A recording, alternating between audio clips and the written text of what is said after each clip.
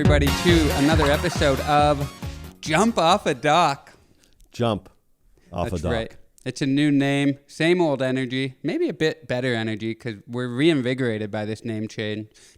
Jump Off a Dock with a new logo, snazzy logo done by the wonderful, the talented Alex Nussbaum. Please stop, I beg you. And I am DJ, same old co-hosts. And let's jump right into the episode this week because I'm jazzed up. Okay, we're doing a lot of jumping here. Very active. Yes. You're jazzed? You jazzed about the hole?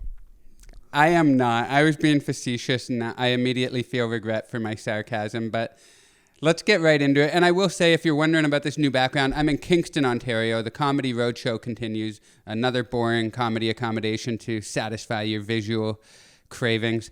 But the Black Hole documentary on Netflix, what was it called? Black Holes, The Edge of All We Know? That's right. Yeah, so right on the edge. Well, first of all, I'll start with my first question to you, but before I give the question to you, I'll start with the declaration. I would like to present an award to this documentary. We're 27 or 28 episodes deep. This documentary wins the award for most boring documentary we've watched so far. Yeah, you see, this is exactly what I was expecting from you. You know what I gotta say? It's weird to feel both expectation and disappointment at the same time. From me or the documentary? You. You enjoyed it? Yeah, it's fascinating. Yeah? Like really? Like I know black holes are fascinating. I know science and discovery are fascinating. But this documentary was fascinating to you? Didn't find it a little sluggish? I see. I guess it's just a matter of interest. I actually was surprised at how interesting it could be to watch the exploration, the scientific exploration, both whether it's with the observation or mentally through theory. I thought it was very interesting, and how refreshing to have a documentary that dealt in actual science, huh? Hey, listen. I am not doubting the importance of the discovery that they talked about in this. I'm not talking about. Yeah, I'm not even debating the importance. That's the main thing. Science is important. The discoveries are important. The actual, my futile brain cannot go along with it for an hour and a half because I don't understand what the hell they're saying. And a part of me wants to be proud and be like, no, I understand. It was just boring. But I'm not here to lie to you or our listeners or viewers. I lose interest because I'm a man who responds to emotion and humans and simple matters of this, this earth that I inhabit. When you start going out to 52 million light years away to M87, this black hole, I'm like, hey, I want to understand. I don't know what the hell you're talking about. Okay, all right. I mean, I thought, maybe you might take some interest in the accretion disk orbiting the black hole or the ionized gas and magnetic fields that are churning as it gets hotter and hotter. I don't know, I thought maybe you might be interested in the super translation or the super rotation degrees of freedom. I don't know. I thought maybe you might have taken some interest in what they were drawing on that globe chalkboard. It's no coincidence that you had to look at a paper or your phone the entire time you said all those terms. Because what the hell do they mean? I'm not going to lie to you, that exact part when they said the super rotations and the super... What was the other one? Super... Super. Isn't that exciting? It's super. That was actually when I checked out mentally because they were trying to work out this formula and they were like, oh yeah, it was a super... I got to get the terms right again. The super translation and super rotation, or as we call them, the soft hair of the black hole. I was like, well, now we're just... This is the thing about science. Whenever they can't figure something out, they go, but actually, they throw some new thing out there. They give it these complicated names and then a colloquial name. So they're like, I know that's very hard to understand, but soft hair. And you're like, oh, okay, cool. Well, now I understand it. I still don't know what the hell these guys are talking about. Yeah, I'm not well, proud I like of the it. Soft hair. I envied the soft hair. I don't, I feel like maybe it's because I have a background in science that I'm fascinated by what seems unexplainable. I don't mind hearing a few terms that, look, maybe for you it was a bit of a hiccup moment or maybe it was a speed bump because you couldn't handle the F plus minus term or the fact that you couldn't deal with the three derivatives. But I'm just saying that for me, I get a kick out of like watching them try to figure out, even if I don't know the nomenclature, I still find it interesting that they're trying to. I almost find the esoteric quality of it interesting to watch because it's like it's peering into another world that I have no knowledge of, but maybe potentially could have gone down that road, and you start to gain that knowledge, and I think, at what point do you like start getting into that territory where you've now broken off from the rest of algebra and calculus class?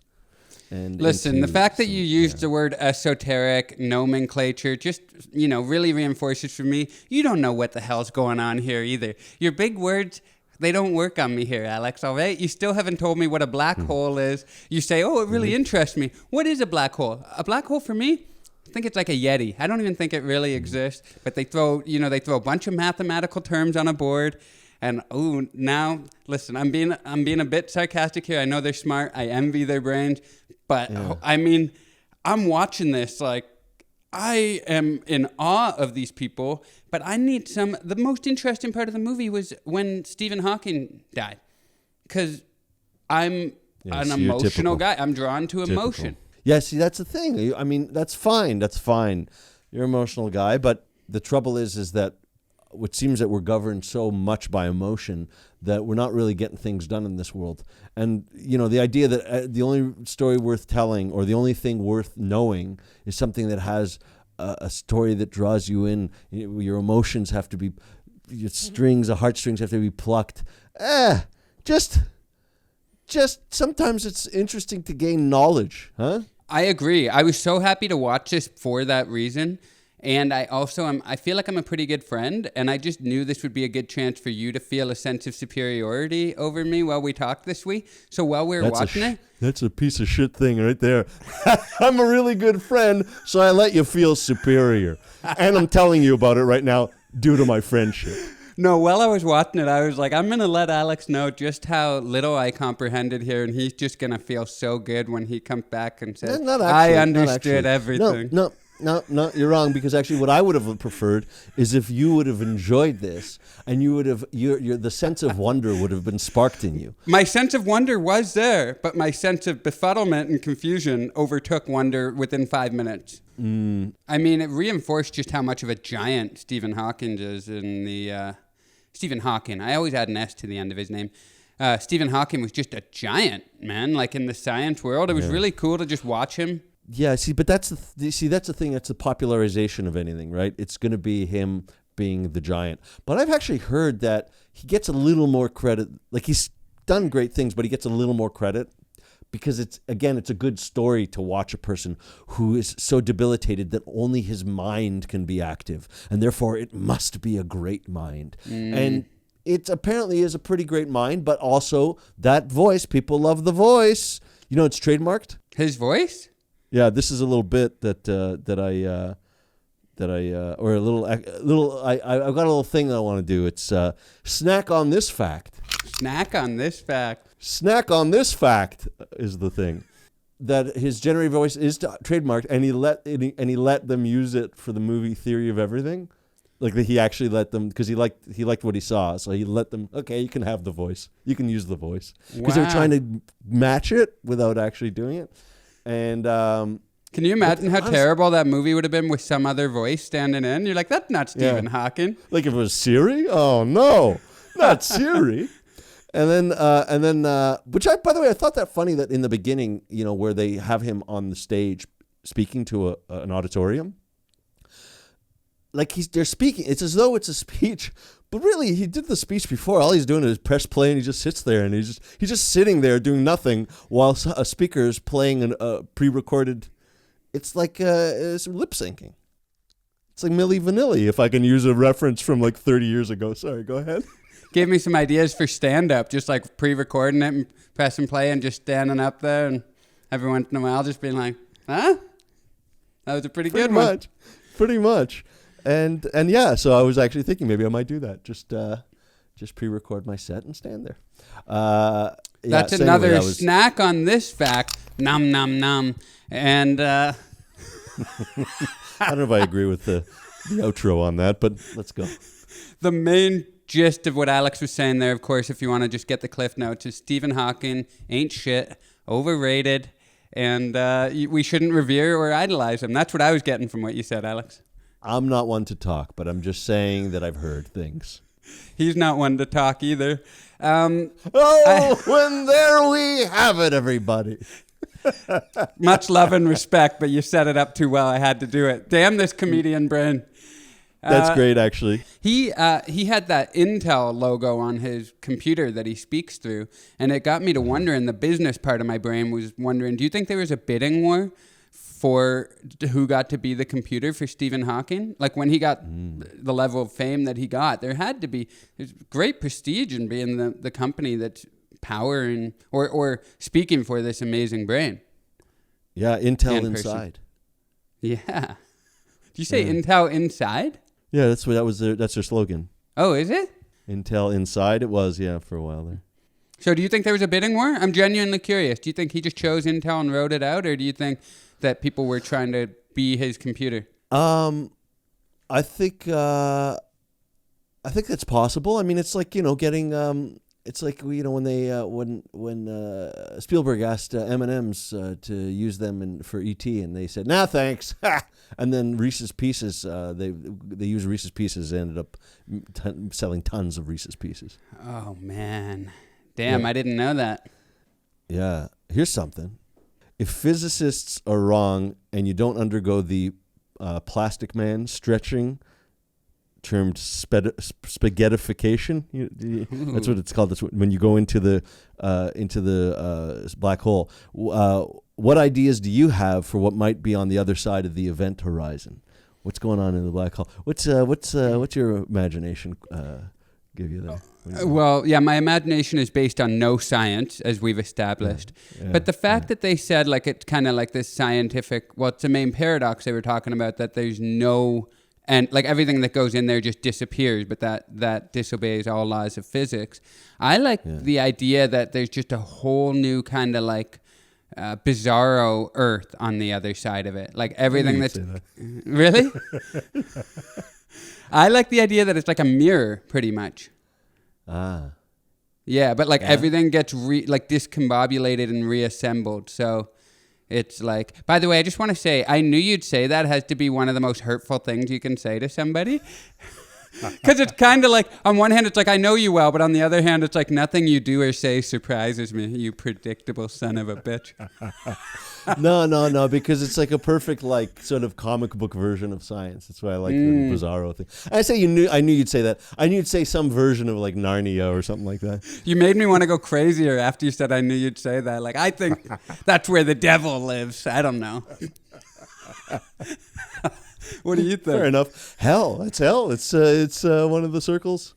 Well, they did say death is associated with the black hole. Like, intuitively, we go there because we don't know what's on the other side of it. So that spoke to me. Yeah, but then they also say that you get so stretched out that, I mean, how could you not die? Kind of. It's that appeals to me. You ever lay on those back things where you it brings you down and it stretches out your whole spine? Maybe the black hole's just a primo version of that. Really stretches out that spine. Relief. Yeah, I think there's probably a number that's associated with how you feel that good feeling, how short of a time that feels before it gets right into being on the rack. Oh man, but that one instance before you went too far, boy, orgasmic. Those nice little cracks that you get in your spine right before you get turned into angel hair pasta. What do you think happens? Narnia. Do you actually have you thought about this? You're a scientific guy. What would you see happening in a black hole? I mean, it's fun to think of like alternate universes and that sort of thing. I mean, the mystery of it is what's fun, right? Mm-hmm. But the reality of it is it probably just bends things and then smashes them. You know what I mean? It just bends you and then turns you into a point. I mean, everything goes to a point. I mean, it's so it's not really that exciting. I think it's just more a matter of like a trash compactor. I just can't wrap my head around that. I feel like there's got to be more to it, but what do I know? That's exactly it, right? The romance. You want the romance of the black hole. I do. Take me away, black hole. Take me to an alternate place. I want to believe that we're all existing behind a bookshelf trying to talk to our daughter. I hated that. See, that was exactly the kind of thing I found so irritating. I actually enjoyed that movie. What's it called again? Interstellar, yeah. Yeah, I enjoyed it up to that point where it was like, I thought I really kind of dug because, he sets a pretty good mood. And then it started getting into like, if I do this, it can affect the thing over there at the bookshelf. I'm like, what the hell? I'm like, get me out of here. I loved it. One of my favorite movies. It's because you have father issues. What do you say? Because you have father issues? I know, you'll hear it in the edit. Don't we all? What I did love about this, though, is the collaboration was really appealing to me. Like, what they said after Stephen Hawking died about like how we're never gonna get to like access his mind anymore, and there's a bond that's created when you've worked through these kind of big problems with people. And I can only imagine. Like, I love working on jokes with other comedians. If you and I are sitting there and you give me a new tag or we talk about premises.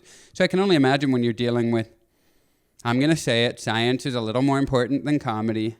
But when you're dealing with these big kind of things, that's got to be a huge bond. Like those people at the end, when they were finally making the image of the black hole and like the excitement they felt when years of work were coming to a head, that's pretty amazing. Yeah, that was that was one of the lessons I think from that doc is the fact that people always think of the big names like Hawking or Einstein or Newton and all that, but it's the fact that most science is collaboration. It's too big for one guy to, it's I think fairly rare, which I guess is why, Einstein comes to mind a lot, is where one person gets, all the credit for coming up with the one idea.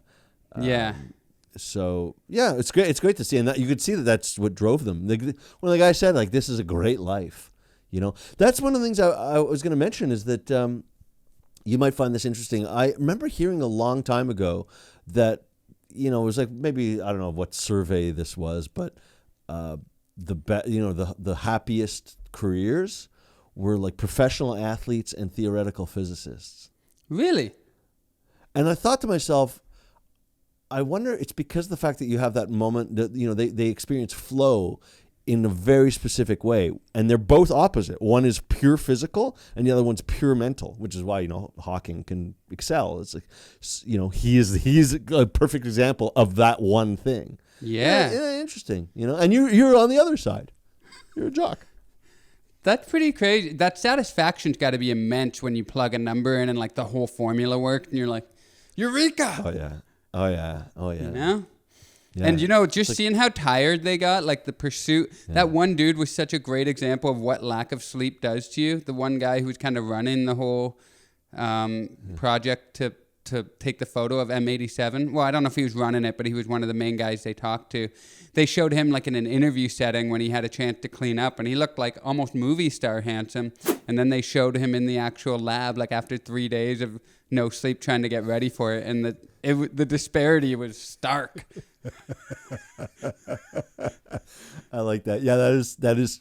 Listen, it takes some hard work. If you're gonna solve that formula, it's not as easy as coming up with that closer for your act. True. Which feels just as good. Yeah, I mean that also. We don't want to give people the impression that it's easy to come up with that closer, because I'm banging my head against the wall with that right now. These physicists wouldn't even be able to do what I'm doing right now, Alec. They'd quit. Yeah, that AAA material, it's hard to come by. True. With here's a bit. Let's hear it. So that Hawking radiation, you know about that? Mm-hmm. Yeah, that's so it's like emitted from a black hole. And did you hear what they said? They said so really a black hole is not really black.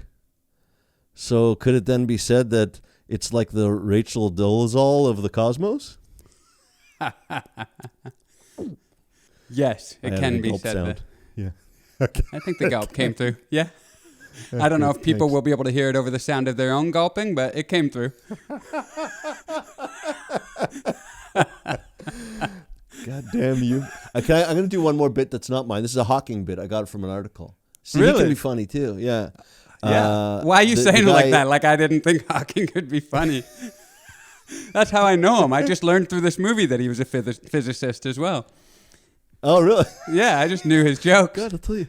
Are you new to Earth? So there's the guy who wrote the article. He said he once asked him about what he thought of the history of black holes, and I didn't realize. He said J. Robert Oppenheimer really discovered black holes. Too bad about the bomb. Hawking said that? Yeah. Oh my God, that's dark. Yeah. Oppenheimer is the Manhattan Project guy, right? That's right. That's correct. Yeah. Yes. Yeah. Man, we should watch a doc on him sometime. I don't know enough about him, but he was tortured, right? Like he was kind of conflicted about the results of his work. Sure. Could you imagine? No, I couldn't. No, of Yeah. course you can't. You hate I science. Anyway, the thing is, I don't hate it. I just don't understand it. And oh, sorry, DJ. I didn't mean to. I did very poorly in science in school. It was by far my is that worst true? subject.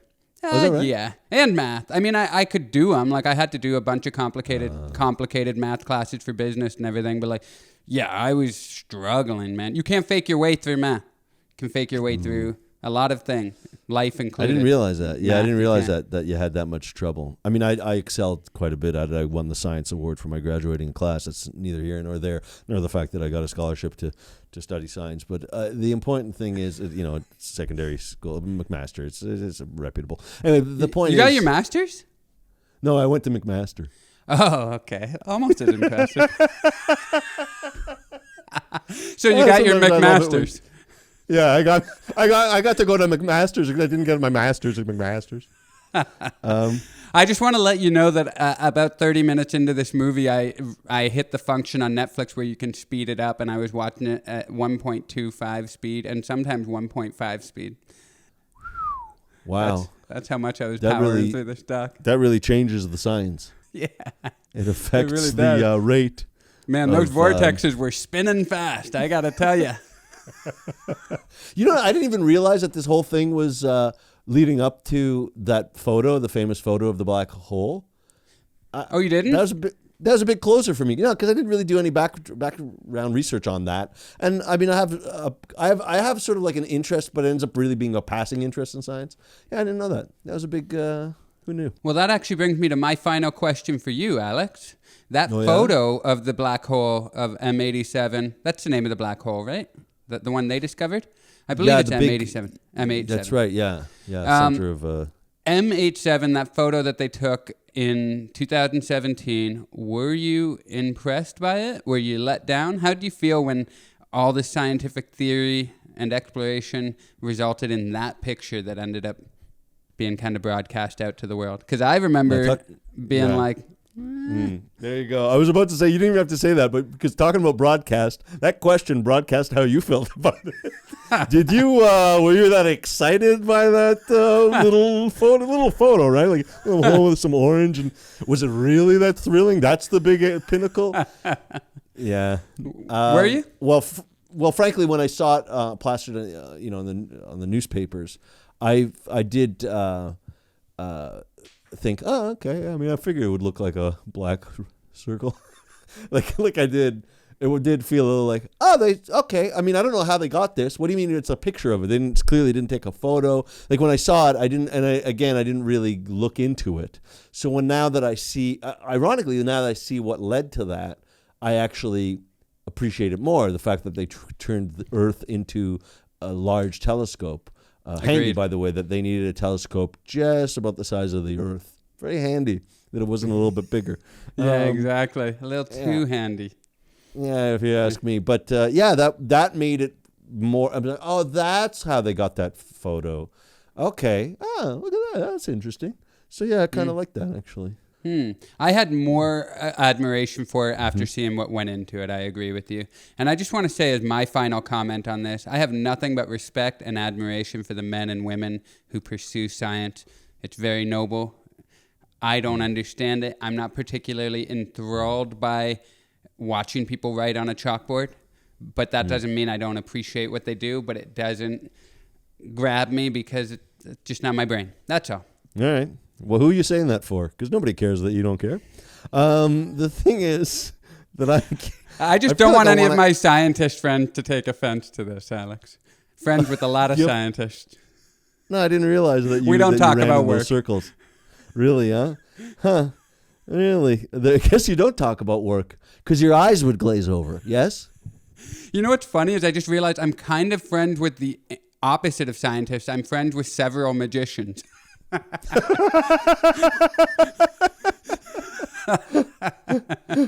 Oh, my goodness. Because you love magic. I do. You do love magic. Yeah. That I can get behind. Let me ask you this. Have you ever dabbled in astronomy in any way? Did you ever have do you ever look at the skies with a pair of binoculars? You have a telescope of any kind? You ever do that? I've looked through a telescope. I have a very fond memory of when I was like 12 years old, laying on a trampoline with a few buddies and just watching shooting stars all night. It was a crazy, active night for shooting stars. I'm very enamored by space, but no, I haven't jumped into astronomy too hard, no. Okay. Probably on mushrooms, huh, with you? Anyway, when you look at we were like 12 years old, so yeah. Oh, sorry, I thought that was two separate occasions. Okay, because actually I have watched. It's amazing watching the sky when you're on. Yeah, but I just want to end on one little thing, which was the graphs of the solar system as we were going out further and further. That made me nauseous. You know, when they were going towards it was like 25,000 light years away to Sagittarius A star, and then like 55 million. From the Milky Way to M87, and it kept going like the way the graphs were open. Did you watch that on like 1.5 speed? Was that? Did that make you made me a little? I saw it. It was going by quick, but I saw it. It's a little weird. Sagittarius A star. You know the Sagittarius A star. Do you know what that is? The star. It's what it's called. A star. It's actually an asterisk. Did you know that? Oh, like the other black hole, the A Sagittarius A star. Yeah. Yeah, it's a star. That's actually an asterisk. I thought it was like a star, like they're calling it, like it's a star. But no, that star represents this asterisk. You know what that asterisk means? What's it mean? Limited time only. Not available at all. Star systems only participating. Star systems. It's the Quebec of black holes. You know how whenever you see a contest on TV, they're like, not available in Quebec. You're like, why not? Available in Quebec. A good Canadian joke since you're in Kingston. Very nice. I think there's one in America, too. I just can't. Maybe it's like Puerto Rico. I think they usually say not available in Puerto Rico in America. Or Hawaii or something like that. Yeah. But yes, I am very Canadian right now. I immediately became Canadian. I've been back for a few weeks. But I'll be back soon. We're waiting. We're awaiting your return. Okay, so that was black holes, the edge of all we know. And I got to tell you, the edge of all I know did not move at all. I know just as little as I did before this. Well, maybe I learned a bit. So that was it. Well, that was worth it. Well, thanks for joining us, everybody. We're looking forward to the next one where we can actually talk about something both of us don't know anything about yet. No, that's not true. I don't know as much about Christmas, which is the next episode, right? Yeah, we're watching Twas the Fight Before Christmas. It just came out, and looks like it could be pretty good. It's going to be festive. It's festive and conflict. What's the word last? Never mind. Yes, it's festive. Conflict is where I get off. You know what I mean? If one of those scientists would have gotten up and been like, Steven, you're fucking wrong, man. I would have been like, yes. Yeah. Yes. And it just jumped on him and just like attacked him while he was in the chair. Maybe that's a little... Maybe. Okay. I mean, I would have liked to see Steven win. I'm an underdog kind of guy. Of course. If he has something like, like a little James Bond kind of thing that come out of the chair and just put the guy in a lasso and, like one of those monkey paw things. Yeah. I don't know if Intel has that kind of capability. Maybe if he would have been a... yeah. I think they do now, yeah. He should have gone with... who's the one with Watson? IBM. Anyway... Thank you very much, guys. This has been Jump Off a Dock. Jump Off a Dock. Thanks, everybody. I'm Alex over here. I'm DJ. We'll catch you next week. Science rules.